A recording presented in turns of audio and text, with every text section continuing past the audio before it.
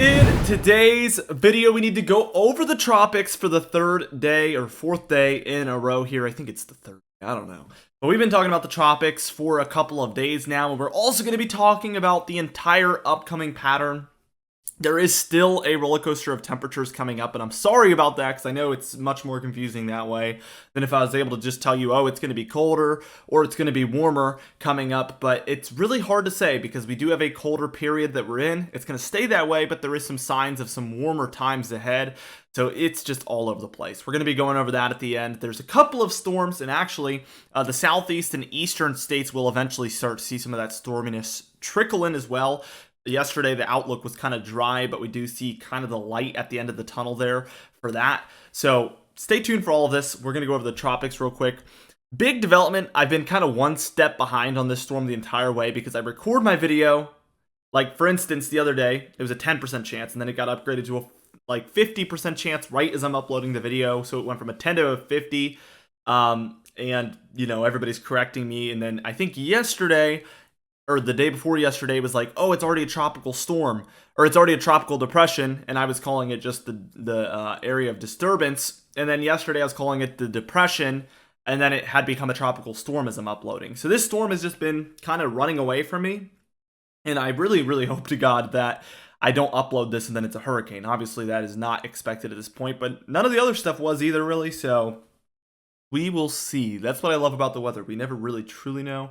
But for now, this is a tropical storm, and it is expected, as of now, to drop in intensity from this point. As you can see, maximum sustained winds are 35 knots or 40 miles per hour, and that minimum central pressure is actually 998.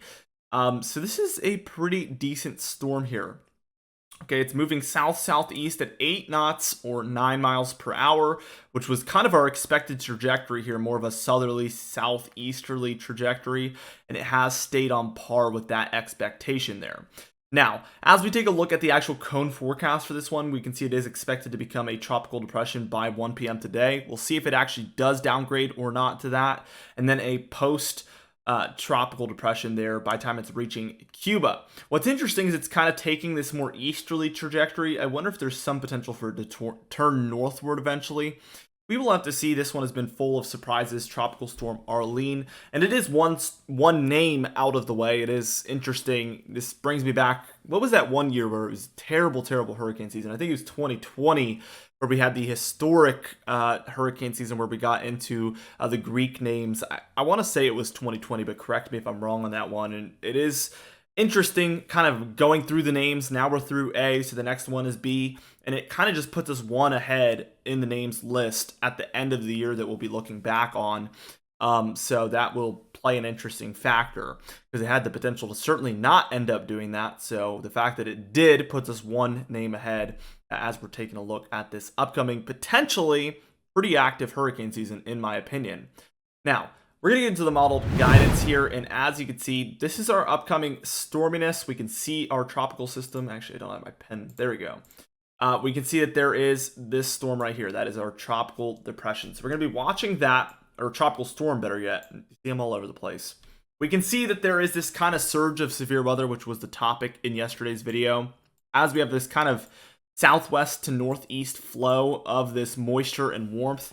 It is creating very, very interesting situations over these areas where there's out ahead of it very cold and very dry air moving kind of from north to south here from Canada, and the interaction there between moist and dry as well as hot and cold is creating very, very large areas of instability, as you can see, even starting today and actually the past few days also as well. We can see Saturday, June 3rd through the day, we see a lot of that thunderstorm activity for these areas here. As we move towards Sunday here, which is going to be for the day on June 4th, tomorrow from the time I'm making this video, we're already moving so far into June, I can't believe it. Again, we still have this kind of southwest and northeast flow, so that is the bigger picture here. And we can see there is some low pressure in here, and it begins to interact with Florida quite a bit. So I would say don't, expect a tropical storm or tropical depression to be hitting Florida or anything. But I think that a lot of this activity that has been very close is going to lead towards more rainfall, more wind, more dreary weather in general. And I think that we can expect a lot more storminess because of it there for Florida. So more like indirect impacts there is what I would say is my expectation for Florida. Then by the time we're reaching Monday the 5th here, we can see a lot of this activity has moved further south into areas near the Gulf, the southern plains, but it's still this kind of flow from the southwest, which has been the bigger picture here for so long, or not that long actually, maybe less than a week even, or about a week, but it is still leading towards impacts here for the most part. Also, the Northeast has been sneakily kind of a very active area over the last few days as far as precipitation is concerned, as they've had a few storms leading towards thunderstorms up there. Tuesday the 6th here, we can see this actually becomes an organized low. 997 here, bringing rainfall pretty much to all the New England states and even some of the Northeast states. Still seeing some Gulf Coast and Gulf of Mexico energy here. This is kind of that time frame where we're going to begin to watch for a flow that takes place like this. And when you see a flow like this gives precipitation plenty of time over these warm waters off the southeast and off the Gulf Coast. And these waters would be sufficient for tropical activity. As we've seen, it was the waters that developed into Tropical Storm Arlene here. So we will be watching for potentially more disturbances, more chances. No guarantee there, but we will be watching for more chances. And you can see there's plenty of precipitation to work with here over these very warm waters. So this is definitely something that can lead towards tropical development there. Thursday the 8th, we actually have some more organized areas of this kind of tropical disturbance looking conditions. It's hard to say whether this will end up being anything or not. Obviously, that's almost impossible to say. So Thursday the 8th, we're seeing that. And even, yeah, that was the day we were taking a look at. I kind of got lost there. Friday, the 9th here, already approaching the 10th, we have kind of what looks like a more frontal boundary here, which still, even though it's a frontal boundary, tropical development can happen along those cold fronts or stationary fronts and become tropical cyclones that way as well. So that would be something to watch for as well. Saturday the 10th here, we could see that there is still kind of a flow coming in now this way with the jet stream, and this is leading towards some thunderstorm activity more northward than before. Northern Plains, Upper Midwest, even Northern Rockies there seems to be the look by Saturday the 10th. And then by June 11th here on Sunday, we could see more of a frontal boundary. It appears like a bit of a cold front moving southward there towards the east now. So after the 10th, we start to see a little bit more signs of some activity in the east. And by Monday, especially here, look at this, a very stormy day for the Northeast, which hasn't had a big dry spell, but they still see some here, the Mid-Atlantic, and then also the Southeast. So everybody gets involved here for Monday the 12th. This is far out, so we're going to take it with a grain of salt, but it does appear like there could be a stationary front with a couple of lows along it.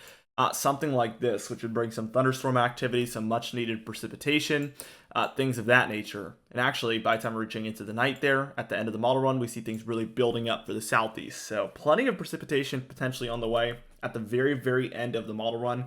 Now, only time will truly be able to tell if this is a big turning of the tides or not, as far as what kind of pattern we find ourselves in. Now, the total precipitation here, we're seeing the most here near these areas where we're watching for potential tropical disturbances. The Northeast, like I said, that's been sneakily seeing some more activity. And then the plains here, where we see a lot of this thunderstorm activity because of that southwest moisture coming in. That's a very weird word to say, southwest moisture, because you don't expect moisture in the southwest, but that is what it is. As we take a look at the snowfall here, we could see plenty. Still a lot less though. We see the Sierra Nevadas close to a foot there in the very, very highest mountains. And then we see maybe 2 to 6 inches here over the Rockies. So we're quieting up. Maybe this is it. We'll have to see. Only time can tell, like I said. As we keep going with this, we can see that we are, for the most part, dealing with cooler air near the East Coast. There is some warmth though for the upper Midwest, the Ohio Valley, the deeper south there. As you can see, it's just the East Coast dealing with some of this cooler temperatures here. But what we end up seeing is that warmth recedes back west, and we see this cold kind of spreading for a lot of the east here. It's pretty interesting because we have the cold kind of horseshoeing for both coasts, so negative temperatures over here and over here, with more warmth over here to the north. But as we keep going, we see a more substantial cold pattern here around the 13th, as you can see, so colder temperatures in here. more neutral for the west, where there's some warmer and some colder down there.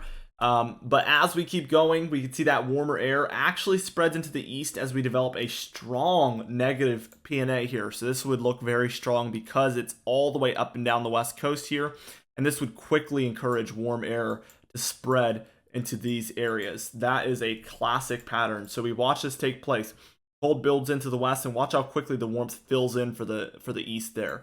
That is classic stuff, and I tell you guys about this all the time, but you can see it on paper here just within days, how the second that cold spreads for the west coast, it instantly allows for that warm to just totally take over for the east here. This is a classic look for sure, and this is a testament to how strong of an indicator this PNA that I always talk about truly is. So that's why we pay such close attention to it.